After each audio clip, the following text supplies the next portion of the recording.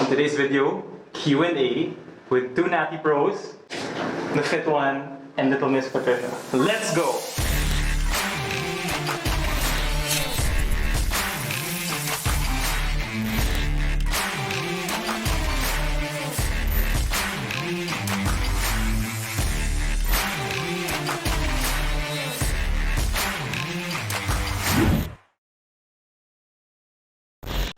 What's good, YouTube? Welcome back to the channel, Jacob Alaba, and today, very special guests, my flexible dieting natty idols, FitJuan and LittleMissPatricia. So, sorry kung malabo yung faces namin sa mask mo. Kasi okay lang, namumula naman ako. Nag-shock kami kanina. So guys, we're gonna be doing this parang kwentuhan lang. Okay, so you guys should learn from them kasi they are who you should learn from. And ako, when I started out flexible dieting, sila yung, I'll put up a picture on screen, sila yung talagang nakita kong unang gumagawa nun. Tracking macros wasn't a thing in the Philippines. So, noong 2015 ko sila nakita, and nakita ko kumakain sila ng pizza, kung ano-ano. Tapos nagpe-prep sila. They were competing, eating stuff like that. So, it kind of breaks the normal, diba? The normal trend dito na kain ka lang ng chicken breast, ganyan, healthy. Okay, so, with that being said, I want to ask the two of you, like, how did you guys get into the flexible dieting lifestyle? So actually, Pat was first. So she was the one who found out someone named Lane Norton. He's a Dr. Lane Norton. And it started with looking up metabolic damage. And then after that, we started doing a little bit more research, or Pat started doing a little bit more research. Pat? Okay, so between the two of us kasi, he's the more disciplined dieter. I'm not as disciplined. I don't really like eating the typical diet food. So when it came to, eating for my goals, it didn't work for me yung no salt, boiled everything, steamed everything. So that's how I found it. It's because actually I was just trying to find a way that would work for me because I tried the old school way and I failed. So that's how I stumbled upon Dr. Lane Norton. And ever since then, I downloaded the app, I started doing it on my own, and then I would show him, look, tinan mo, I can eat this, it's gonna fit. That was MyFitnessPal. Yeah, that was MyFitnessPal. It's the app you use to track your macros. So he would say, how does that work ba? So I would kind of try and show him, this is what I'm doing, not really even knowing if it would work. But one good green flag for me was, I was able to follow it for at least a month now without really, breaking it. So to me, that was already a good sign na, baka pwede to sa akin because for the typical diet, 1 week pa lang, parang, cheat meal na ako eh. But with this diet, hindi ako ma-cheat meal kasi parang every day has a cheat meal. So, when you picked it up, he saw kasi na parang I was happy. So, he tried it because he's always game naman to try new things. And then, what was your experience naman with it? Well, I was surprised nga na what I was doing before by restricting and eating the same food every day, I could achieve those same results by being more flexible and I was happier pa. So for me, that was the biggest difference. I was overall more happy and less stressed. Yeah. So guys, I'll flash pictures of them nung nagpe-prep sila from throughout the years. Tapos, grabe, to achieve this level, mahirap yun guys.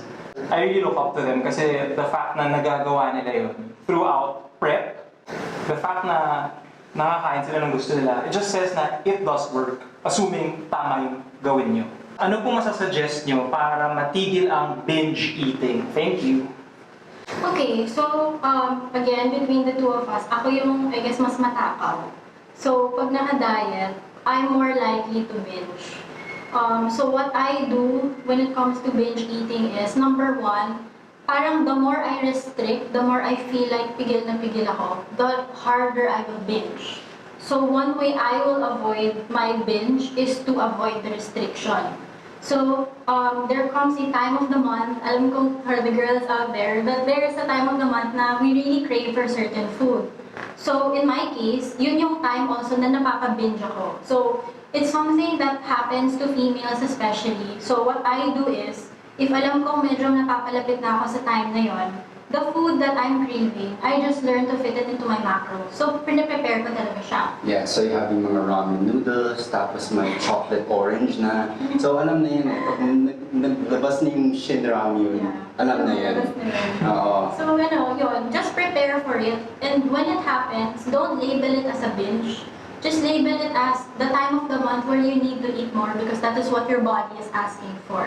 So, be careful din sa labels kasi pag sinabi mong nag-binge ako, guilty. You feel guilty na nag-binge ako, diba? Yeah. So, you want to avoid that. Yeah, tapos magiging vicious cycle siya guys eh. Na parang, nag-binge ako. Tapos the fact that you call it binge, next time, okay, nag-binge ako ulit or mag-binge ako ulit, alam mo nang, that's a term na for it. So try to avoid. For you, Pat, why should women lift weights and will they get huge? Or lalaki ba sila? Okay, so this is actually a controversial question, and really there is no one answer for everyone. So when it comes to lifting weights, it doesn't happen overnight in results. So if you're looking to build muscle, it takes months and even years to see a noticeable difference. Now, there are some body types naman na, syempre, if you start on the slightly heavier side, if you build muscle on top of that, medyo lalaki ka for a while. But if you are starting naman from a leaner or a more petite frame, which ako, I'm a petite person, I guess hindi siya masyado halata when I build muscle. So, it takes a while before I start to look big. So, when it comes to these things, it's more, what is your comfortable size? Like, what do you consider big for yourself? Kasi that's something that only you can judge. I can't tell you what is big because that's none of my business. That's your personal preference. So, figure out what is comfortable for you. And if you find that you're becoming too big for what you think is right for yourself, you can also combine that with a calorie deficit so that your lifting weights plus calorie deficit will result in a smaller physique. So if it's lifting weights naman plus calorie surplus, then you result in more size. So it has its purpose depending on what your goal is. So ako, one thing na laging tinatanong sa akin is, how do I get toned? And that's actually how you get toned, di ba? Usually, lift weights, calorie deficit, or surplus, depending on your body type nga. So girls, you heard it from LittleMissPatricia, huwag kayo matakot to lift weights. Promise. If you try it, I'm sure mag-improve yung body composition. Do's and don'ts / gym etiquette in the new normal. Okay, well, gym etiquette in the new normal. Well, of course, syempre now we have to be clean. We have to be a lot more clean. We have to be more sanitary with the way we carry ourselves in the gym. Social distancing, wear a mask, follow the rules of the gym. But I mean, before, back in the day, I would see mga pawis ng mga tao on the bench na they don't wipe the bench after they use it.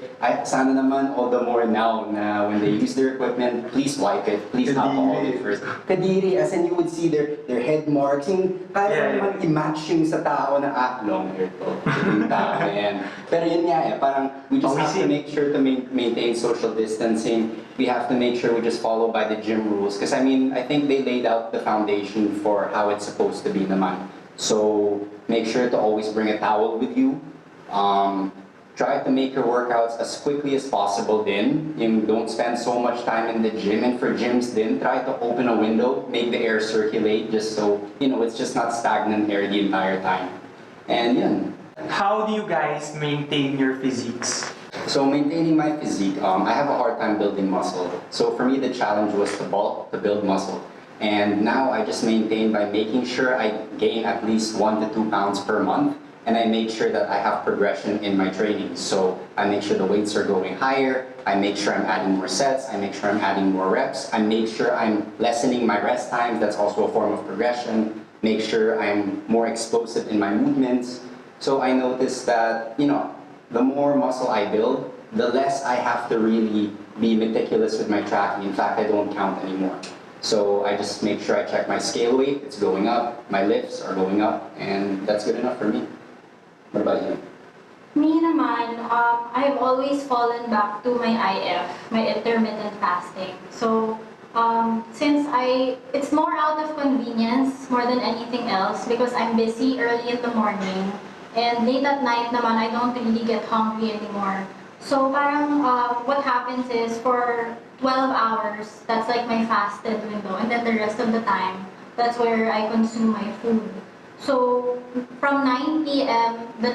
from 9 p.m. in the evening up to 9 a.m. the next day, I don't consume anything other than water. And then for my meals naman, I just have whatever is at home. In general naman, my family eats relatively healthy. Kami actually yung medyo unhealthy eaters sa family namin because we like to order out a lot. But when we do order, like magpapagrab kami ng food, it's usually like Persian food, like ababo. May protein pa rin. Yeah, it's like high calorie, but also it has naman nutrients. So there's some grilled veggies in there, there's some rice, some beef. So that's really what we do because that's something that we can sustain. Again now, you have to consider the budget, you have to consider the accessibility to the grocery. So unlike before when we could just grocery whenever we want to cook something, ngayon we don't have that luxury anymore. So we've had to adjust to the food that is available to us rather than always, cooking our own. This is a common question since I always talk about mind-muscle connection, and I want to hear from you guys. How can you improve your mind-muscle connection? You start to lose that mind-muscle connection when the weight is too heavy. For me, that's the biggest thing. People go too heavy sometimes and they just try to push the weight, and it's just all about moving the weight instead of feeling the muscle work the way up. It just becomes something that's very rushed. So start with a weight that you can handle for a high number of repetitions. And what you can do is, in the top of the movement, make sure you feel the squeeze of the muscle. Like for example, a chest fly. You don't just do flies like that. What you want to do is once it gets to the very top, squeeze your chest, and then make sure you slow it down on the way down to feel the stretch in the muscle, and that's how you can improve on that. And then gradually just add weight, and if you can still squeeze, if you can still lower it at a slow and controlled pace, that should help out a lot. Yeah, and when it comes to mind to muscle connection, it's something that gets better over time. So as you develop the muscle more, also just doing the same movement again and again, you're going to get better at it. So practice makes perfect. And also something I like to do is I like to touch the muscle when I'm working it. So for example, for delts, when I do my lateral raises, I'm always holding it. So I'm always like conscious about. Yeah, I'm always just trying to make sure that it's not my traps that are moving the weight. It's really my delt. So you can try to just lightly hold the muscle just to see and just kind of cue it in your head na okay, we're pushing with the legs not the lower back. Parang ganun. Just a reminder. Yun yung kulang minsan sa ibang clients. So that's why they always tell me nabobore na ako sa workouts na binigay mo. And the reason why it's the same for a while, it's because you can't be instantly good at the movement, right? Yeah. Like you have to keep doing it. Tapos, okay, I did it like 3 weeks na, hindi ko pa siya na-feel. Baka sa 4th week, mas mag-improve, di ba? What if you, for example, nag-stop ka nga dun sa 3rd week kasi nabobore ka na. So, yun, you have to develop that. I feel like tama sila na it's something that you have to learn over time. I'll just add one quick thing to that. I mean, a lot of the time that people like to introduce new exercises to their routine, and you'll notice that the most basic movements, the most effective ones at times, because as you practice a movement more, you didn't really master a certain movement, and you're already moving on to the next one. So it's really difficult to have a mind-to-muscle connection with the movement when you're always changing it up. So I think you should stick to the movements for at least 8 to 10 weeks until you switch it up. Why did you guys choose to stay natural? In the Philippines, it's very maraming non-tested shows. And why did you decide to do natural shows? And I know, ikaw Miko, you sumampa to ng non-tested, ng natural. So how was that? Actually, we both did. But the first time I started competing was 2014. So I joined Mutant 2014, SRC, and another local show. So mutants talaga yung mga... Mutants talaga. As in, grabe talaga sila. Pero the thing is, there were other natural athletes joining the show. It's just that, yun nga you'll be at a disadvantage talaga kasi other people take some things. And, it's just one of those things na you have to be able to know that you are at a disadvantage, but you're willingly joining just for the sake of experience, for the sake of getting familiar with how a bodybuilding show works. But overall, I think that helped me because it gave me a drive to push harder all the time. And by setting yourself up with the guys that aren't natty, you think na, oh, okay, shit, you really have to push yourself to a point na you're always progressing. Kasi you're chasing this almost impossible goal, but you just have to know your limitations then. Yeah, and I think for us as a couple, we both decided early on that we would stay natural, also for health reasons. Like, we've been dating for a while now, and we were thinking, you know, if we are going to really end up together, we really have to make sure naman na we are thinking about our future, not just the now, but also in the near future, like it could be 5 years from now. I don't want my personal decisions to reflect naman on, you know, possible kids. I don't know, like in 5 to 7 years, 10 years. And Like, I know it's an unspoken thing, no, but there are a lot of health risks Yeah. taking stuff.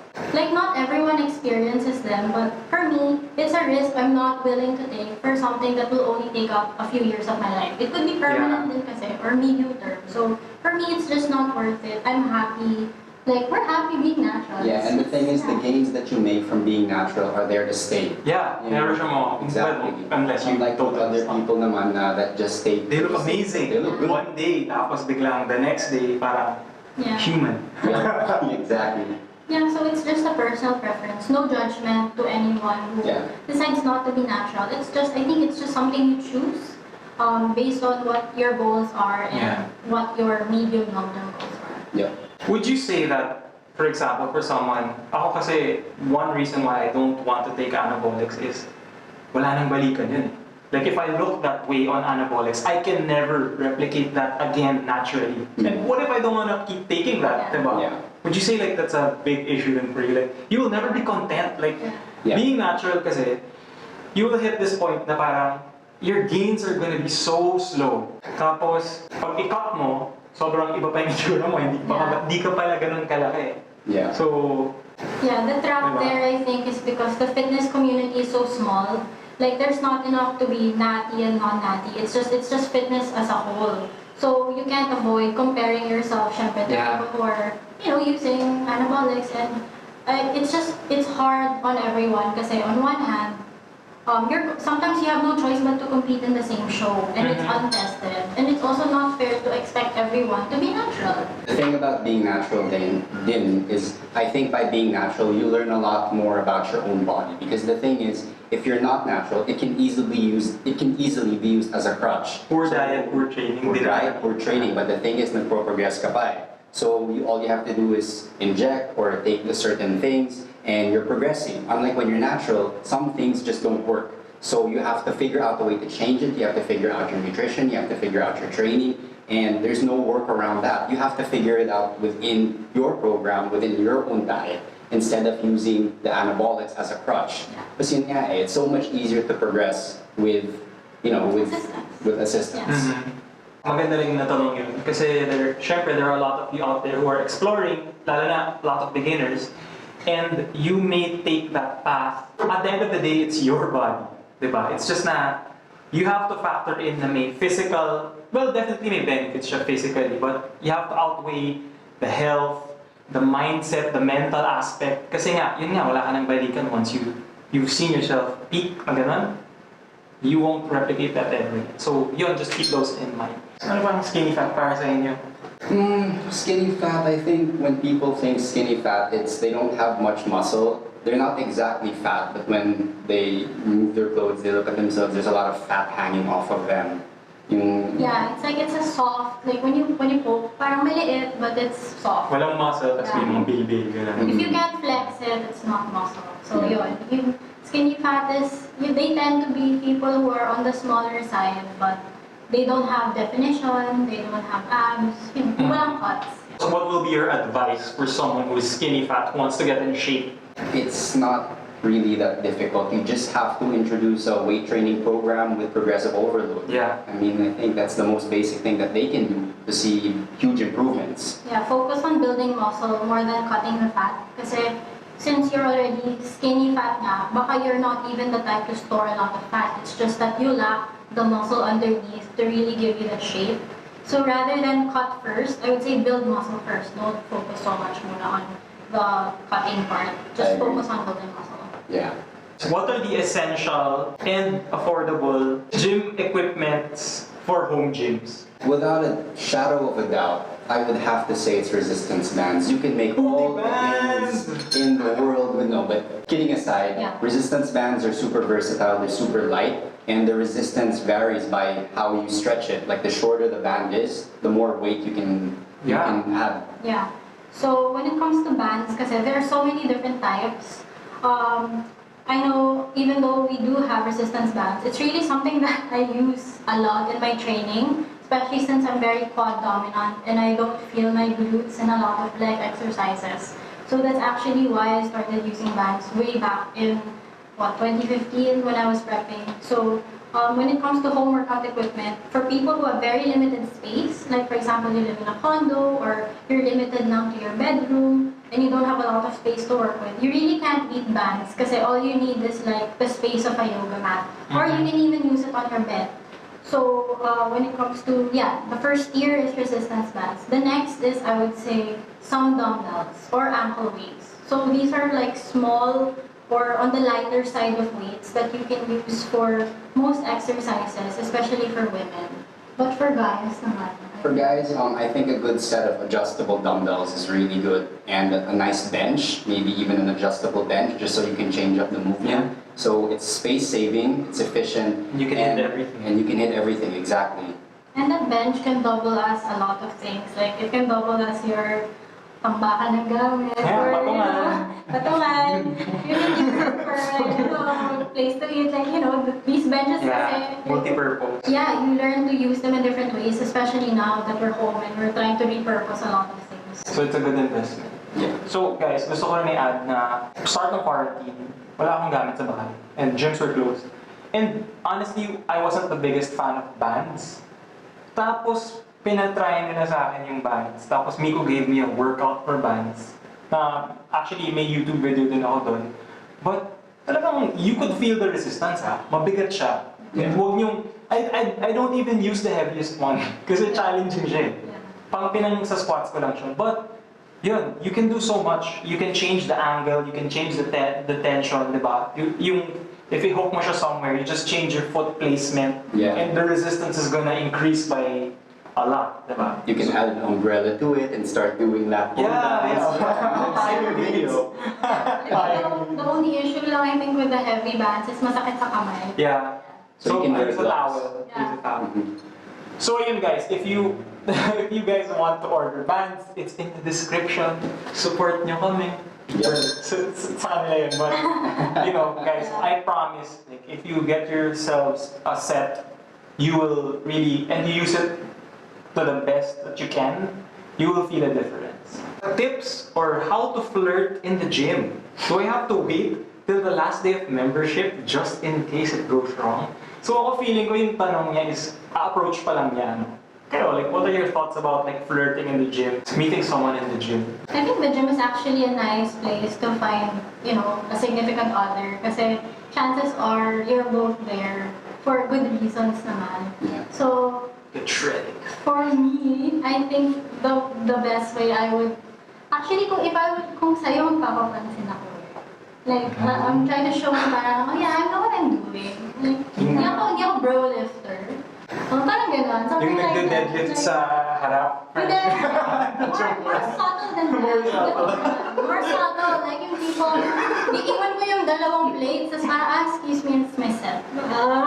Excuse me, that's mine. But that's for the girls. That's for the girls. But naman kasi, I'm not the type to approach and be like, Ikaw yung ina-approach ba? Yeah, I'm not the... Shy yan. I'm just shy. Pero what I would do, I guess, is I wouldn't max out eh.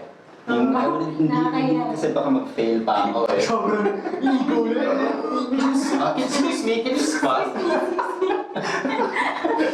Or that's actually a good way. You ask for a spot, like you wait naman until legit, hindi yung parang ang gaan-gaan lang, nagpapaspot ka pa. Yung naman, yung legit, yung you really need some help. Tapos nagkataon nandun siya, parang natural. Yeah. Huwag yung creepy, kasi syempre ayaw naman ng creeper sa gym mo. And don't be over eager to share your knowledge with the person. Family yan. May tigil yung You want to hardcore do mo. the program?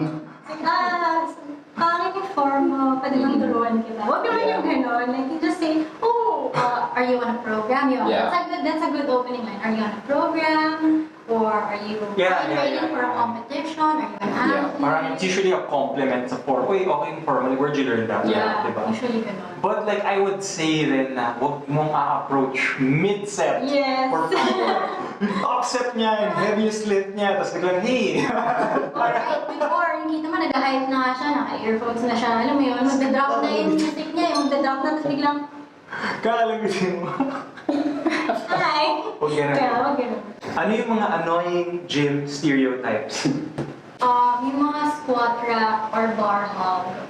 So usually, alam kong at one point ganun din kami, pero yung mga naka-powerlifting Oh program, yeah, God. usually kasi matagal talaga pag powerlifting program, and I get that. It's not their fault. Yeah, it's really ganun talaga. But yun nga, sometimes kasi syempre, ikaw nagmamadali ka. Pag nakita mo wala ng rack and wala ng bar, alam mo 2 hours pa yung weight mo or 1 hour pa yung weight mo. So that can be a little annoying pag, alam mo yun, may schedule ka. Yeah, and I mean, I've seen also some guys na nagko-compete sila and they feel more entitled to the equipment kasi may competition sila. So medyo nagiging, I'm using that rule. It's a very good one. So I think it's just that mentality that medyo I deserve this equipment more than other people that are using this for leisure lang. And people that text on equipment, that's one of those super annoying things. Now they're on the equipment and they're just texting talaga. And then, you know, sometimes I'm on the equipment din, pero I'm looking at the program. I'm looking at my program, pero sometimes I catch them talaga and sometimes I look at their phone and parang, Ano ba yan? Ginagawa ito ng Instagram. Nanonood ka lang yung mga ganun. Or another one is, yung mga nagko-control ng aircon sa gym, yung mga nilalamigan nila.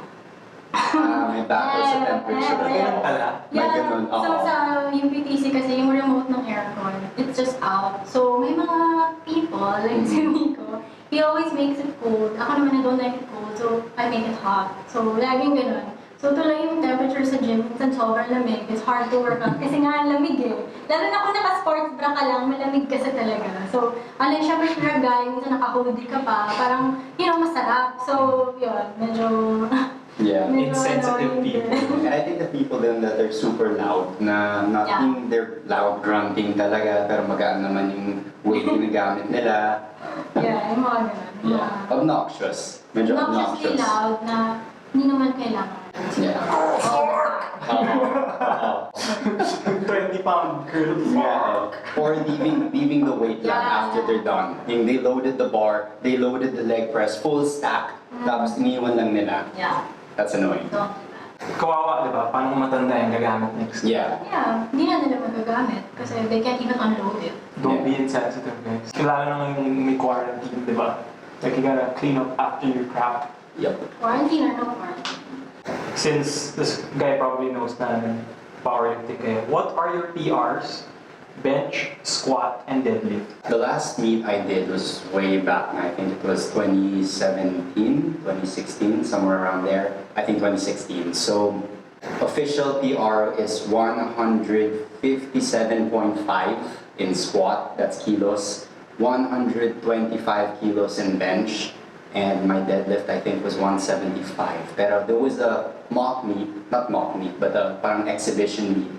I was able to pull 200 kilos on my deadlift. So that's the heaviest I've ever lifted. Me naman, my last meet, I think I did 70 squat, 40 bench, and 110 deadlift at 47 kilograms. So that was my body weight at the time. But that was a while ago. And to be honest, I haven't really tested my compounds lately. It's not something that is incorporated into our program. We work off of estimated 1 rep maxes. So I really can't say now. I would say that's probably not even my 1 rep max anymore.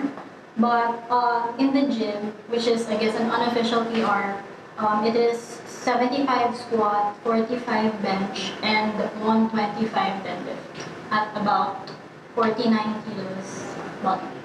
I guess my gym PRs are 170 kilos bench since no one saw it. Pero no one saw it eh, sayang eh. So 130 kilos was my bench PR. And then for squat, it was around 160 kilos. And yeah, the 200 kilos still stands. Yeah, I think your best lift is still bench, and mine is still deadlift. Yeah. I was never a big squatter. What are the benefits of weight training and how did it affect your confidence or other aspects of your life, in your life? I think I wasn't really a confident person before lifting. I didn't really do a lot of activities then kasi outside of school. I wasn't an athlete. I didn't really have other hobbies. So there wasn't really a way for me to develop that confidence in myself. So when I started lifting weights, every day, every week, kasi there is a goal to achieve. So slowly, as you build these goals week per week, month by month, and then you even surpass them, you even go way beyond your goal. It feels good, so it builds your character then. Kasi you know that it's a product of your hard work. Eh. You know, it's not something that can be bought. It's not something that you can even fast forward. It's just something you do repeatedly. And at the end of it, you have this, you know, the fruits of your labor. So that's how you build confidence. Ako naman, that's how I built my confidence. To see na, wow, this was a big goal. I did it. Nagawa ko siya on my own terms without sacrificing my integrity. So that's one of the big things that I learned through lifting. Na I can do things if I set my mind to it. Kahit na it's like a big goal to me. For me naman, if you met me 10, 11, 12 years ago, I'm more or less the same person I am. So I mean, I learned to build my confidence through sports. I mean, I used to play sports back in the day, and I think my confidence was already up from that because we used to train hard, same old. But through lifting naman, I think what helped me gain confidence is going through struggle and going through that physical struggle, even like prepping for a show, that struggle mentally and physically. So it's just knowing in myself that I can do difficult tasks and it's not gonna feel good at first, but knowing that you are capable of pushing yourself to that limit and exceeding it and succeeding it. Yeah, as a team sports to an individual sport, you learn to rely not just on the teammates. It's just you kasi. So if you screw up, that's on you. If you succeed, it's on you. So yun. Even if you don't compete, just the fact that you achieve a goal you set for yourself, that's really gonna go a long way towards building your confidence. One person was asking, how can he make money as a teenager? And how do you save money or how do you manage your finances? Some people already follow you. Nakita na you guys get to travel. How do you guys manage expenses, savings, you know? I think number one thing is to invest in assets and make use of those assets. Like for example, if you're going to buy a camera, don't just buy a camera to, you know, just to take pictures and post it. Make something out of it. If you're gonna buy a camera, use it to shoot products and start a business. Exactly. Use it to start a YouTube channel. Use it to market yourself in such a way that you can start getting sponsors. So I guess investing in assets is one of the best ways, and to see that technology is an asset that you can use that can benefit you in your work life. Yeah, and as a teenager kasi, I'm sure also you feel that you are limited in what you can do. Like, for example, when you apply to a job, kasi sometimes there's a minimum age requirement. So even if you want to work now, you can't because you don't meet that age requirement. So even though that's not an option for you if you're below 18, let's say, I started working when I was 16. So I had just graduated from high school. One of the first things I did was I used my photography from high school and I actually started submitting my photos to stock photography sites. So sometimes these stock photography sites charge a commission fee. So every time someone buys a photo, they just earn a commission from it. But some of them are free for you to just submit.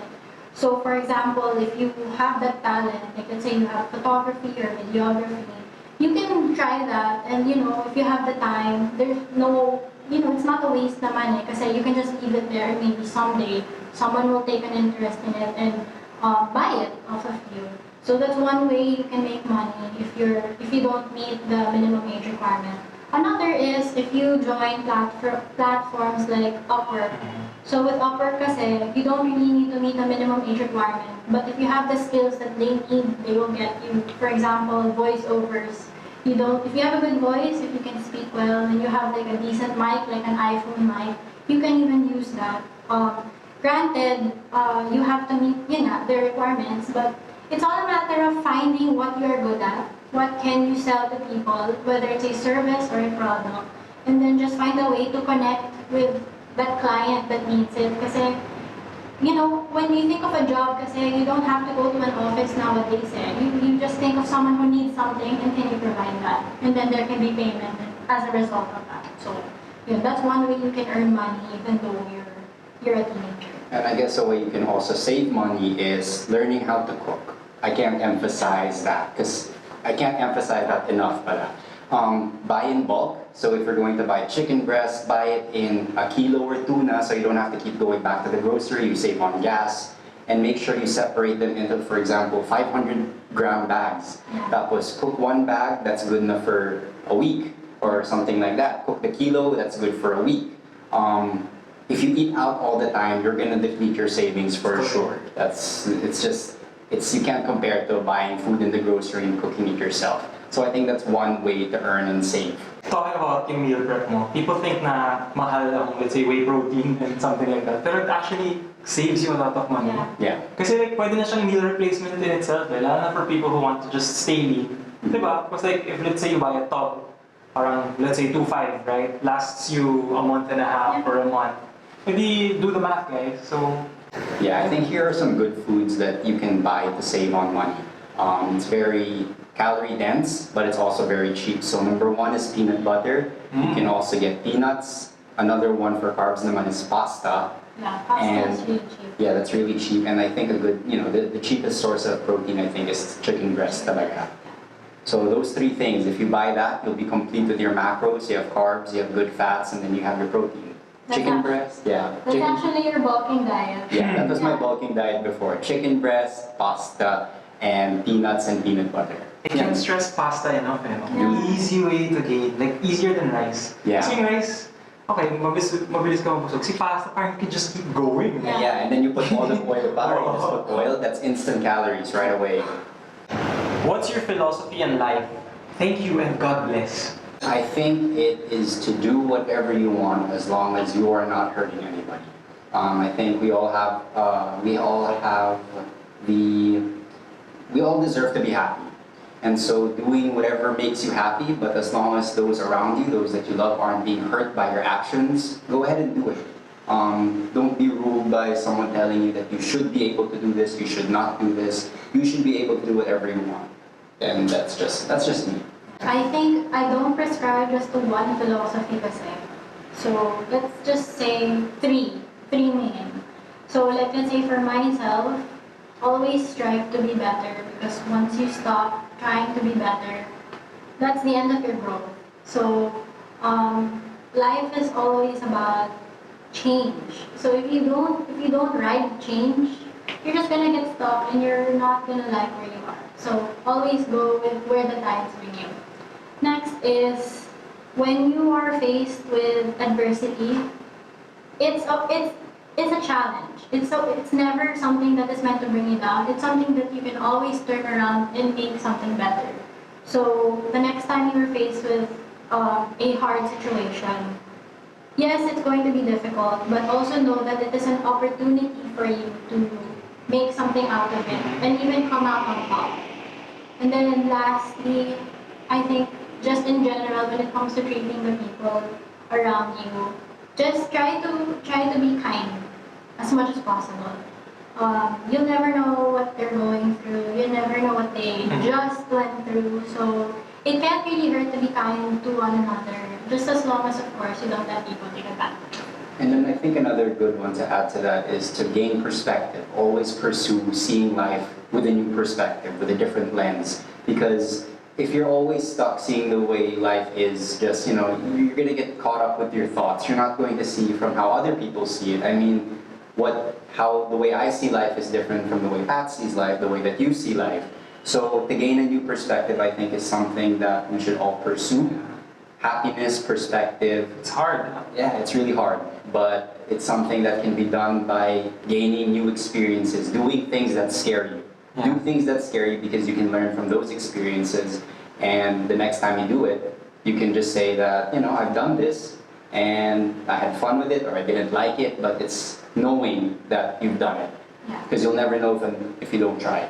So for our last question, not naman the most important experience, but an important experience in your life that has changed you. It doesn't have to be fitness, doesn't have to be, it could be fitness, but yung pinaka life-changing experience that you could impart your wisdom upon us. Actually, sa totoo lang, the lowest point and the most challenging for me talaga was prep. Kasi even though people think na it's just a bodybuilding comp, it's just, you know, you're just trying to work out. You're pushing yourself. I think there are points kasi talaga in prep where it is just so hard. It's so hard on your mental, your physical well-being. It's not always like that, but there are just these low points talaga that it's really, do I quit now or do I keep going? So these points, I think, are points that really shaped me. Because now, when I experience a hardship, parang wala lang to compared to prep eh. It translates into a different aspect in your life. Parang my threshold now for challenges and hardship is much higher because of prep. Kasi talagang minsan feeling mo nababaliw ka na talaga. So, alam mo yun, anything less than that, alam kong kaya ko. So, I think yun nga eh, face adversity head on when it's a very difficult time for you. If you come out on top of it with a lesson learned or a new skill learned, then you already benefited from it, and it has already made you a better person. So any negative experience can be a life-changing experience for you as well. So yun, for me, the low points in prep are like the life-changing times that I'll take with me forever talaga. Yeah, and I mean, I think to add on to that, for me naman, bodybuilding shows too are, you can see so many parallels with bodybuilding shows and life itself. Kasi yun nga eh, with bodybuilding, you learn na you can't blame others for if you are not progressing in the gym, it is something that you did. If you are not losing weight, if you're not losing fat, it's something that you're doing wrong. It's not the outside external factors, it's the internal factors. Like for example, with body, like something, I'll give a really simple example. Sometimes we think na, oh shit, I'm late for work, it's traffic kasi. No, it's not because of traffic, it's because you left late. So you learn to be accountable with yourself. Now you need to learn how to fix things yourself. Like enough blaming the environment, stop blaming your boss, stop blaming the people around you. I mean, sometimes, yeah, it's valid naman too. There are things that you can't control, like this pandemic. It's affected so many people. But you can't keep blaming the pandemic for the things that aren't going in your way. Because if you sulk in that and you don't fix, now, okay, things are bad right now. I need to find a way to get out of it. I need to do it myself. And if I don't do it, I'm going to be stuck in this position. But yun nga, bodybuilding finds a way and teaches you a way to fix your life so that things go your way and you're able to achieve the small goals, the medium-term goals, and the long-term goals in the long run. Yeah, it's something that teaches you things that you can apply in life as well. Like, I know it can seem like, why do we keep talking about fitness? It's because fitness has a lot of carryovers and everything. Yeah. Like, you know, it's not that we're so obsessed with fitness, it's just that it has just taught us so much about life that we can bring with us, even let's say if we don't compete anymore, we'll bring that with us eh. And we are bringing it with us even now that we're not competing because of the pandemic. But you know, the work ethic we brought with us, the discipline with schedule, time, finding a way to work out, that's still something we keep with us. Time management skills. Hindi na matatanggal sa inyo. Yeah, it's really something that helps build your character. It also helps you build skills and values that can make you a better person overall. So guys, that's the Q&A. Actually, dami na natin napag-usapan all together. No, before we end, I would like to thank you guys. I'd love for everyone to, you guys should follow them because like, I learned so much from them as well. You never stop learning from everyone that you meet, diba? That's what I want you guys to do, is to just keep learning. Please plug your socials, where to follow you, where can they find you, where can they see more of you. So you can follow me at TheFitJuan on Instagram. You can also check out my YouTube channel, TheFitJuan also. We just released a new podcast with Jacob. You guys look out for that one. Yeah, and for me naman, you can follow me on Instagram. My name on Instagram is @LittleMissPatricia. We also have a joint YouTube that we're not really updating, but it's an old one. It's called fitme.ph. We also have a blog. It's also the same one, fitme.ph. And of course, if you would like some resistance bands or other home workout stuff, please do check out @bootybandph. The link will be below. So yeah. So yun guys, thank you so much for watching. Thank you guys. And if you guys enjoyed this, please subscribe, like the video, share it para marami pang makanood and sana marami kayong tutunan and marami kayong na-pick up from this Q&A. You know, it's more than fitness, it's about life.